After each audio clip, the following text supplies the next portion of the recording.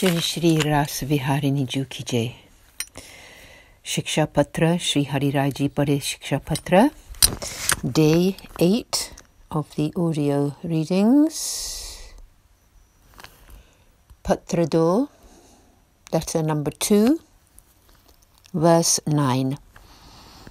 His upper arms are adorned with bejewelled bracelets, and his small hands with bangles tied with silken pom-pom threads. Tika number 9. These bracelets that grace his upper arms are studded with 9 types of gemstones most lovely, the left arm in the mood of Sri Swaminiji and the right of Sri Chandrabadiji. Equally lovely are the delicate bangles on both his wrists, which are threaded onto strands with silken pom-poms at the ends. Verse 10. He wears rings studded with the finest gems on all 10 fingers, and his waist is further beautified by a belt of tiny bells knotted on silken thread. Tika 10.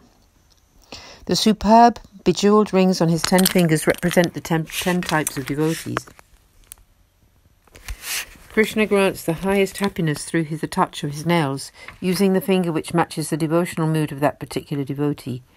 The belt of little bells knotted onto silk that he wears around his waist make beautifully sweet sounds like those made in the divine rasa dance and many other of the Lord's pastimes, thereby pleasantly reminding the devotees of them all.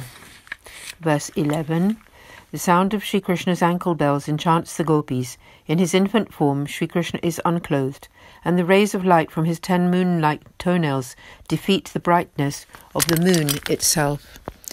Commentary, Tika number 11. Sri Krishna wears most beautiful anklets, by the sound of which the gopis are enchanted. When Sri Krishna appears as a naked infant, the devotees can see all of his limbs revealed. Sri Krishna, who loves butter, shows himself in this child form. His 10 toenails shine so brilliantly that the brightness of the moon itself is shamed. Thus they remove the darkness from the devotees' hearts. Just one single toenail can destroy copious darkness. So what to speak of those devotees in whose hearts reside all 10 toenail moons? The light from these toenails is brighter than that of the moon, the sun, their mirror image, or a diamond. The moon-like nails of his left foot enlighten the devotees of the path of grace, and those of his right foot enlighten those who follow the lawful path. Thus has been described the Lord's form from head to toe.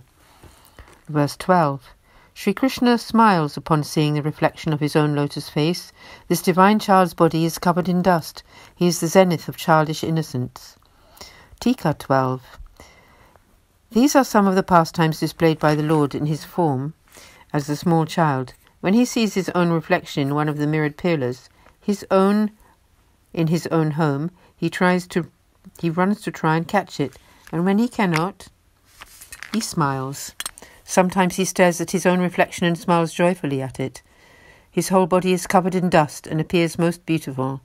Thus he plays in many ways like an ordinary child, but by assuming the form of the most innocent, he grants great happiness to the Vraja devotees. Verse 13. Although he appears to know nothing except this childlike play, he is actually a wise expert in all manner of pastimes. He is more beautiful than 1,000,000 of cupids put together, and removes the pride of those gopis who express stubborn annoyance in love. Tika 13. To most people it appears that Krishna is just a child, very innocent and unaware of any other pastime. Mother Yashoda, Shri Nandaraji, Rohini and other elderly cowherd folk regard him purely as a child, whereas his intimate Vraja devotees know that he is most adept in all pastimes, and so what if he displays complete innocence to his mother? For his form is so beautiful that it puts to shame millions of cupids, and this beauty removes Sri Swaminiji's annoyance in love, or man. Sri Krishna's unique and special way is that he grants simultaneously the experience of all his pastimes. Sri Gosaiji has described how Sri Krishna, whilst in his cradle, comforts and persuades Sri Swaminiji and also swings like a child for his mother. In this way he is known as a transcendental child, the abode of all contradictory qualities. Verse 14. As for the gopis' feeling towards him, he keeps them secret and also steals them away. He keeps their meeting place secret.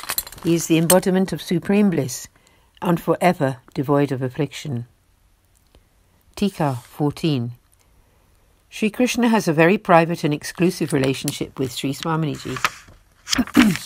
He enters her abode secretly to arrange their meeting and does not reveal these to the other gopis.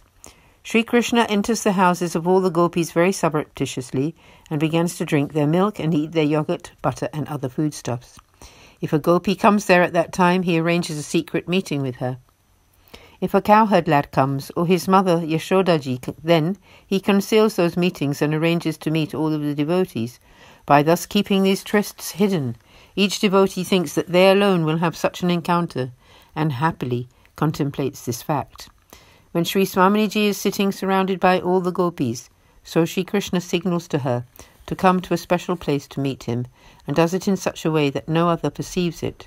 Then Sri Swaminiji finds an excuse to come to that place, where they play together in complete privacy. Sri Krishna is the firm form of supreme bliss, and so is able to grant that bliss to his devotees. There is never a trace of worldly sadness. So, concluding the reading for today, day 8 at the end of verse 14. And we will continue tomorrow with verse 15 of letter 2 and tomorrow. आज के आनंद की जय हो, जय जय श्री राधे, सब वैष्णवों को जय श्री कृष्ण, श्री वल्लभाधीश की जय हो, श्री हरि राय जी की जय हो, जय जय श्री राधे।